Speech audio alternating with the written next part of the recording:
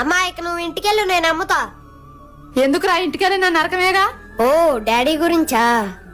అమ్మా నీకో విషయం చెప్పనా? ఏంటి? సమాజంలో చాలా మంది మొగుళ్ళు డాడీలానే ఉన్నారమ్మా. వాళ్ళ భార్యలు కూడా నీలానే కష్టాలు అనుభవిస్తున్నారు. ఓ నువ్వు మీ నాన్న వైపే వత్తాసు పలుకుతున్నావు అన్నమాట.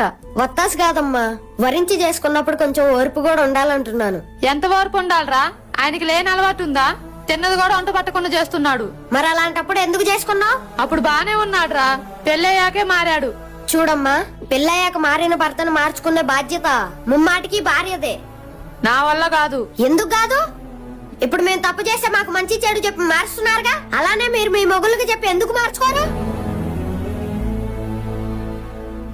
భార్య కూడా సందర్భాన్ని బట్టి భర్తకు తల్లవ్వాలమ్మా.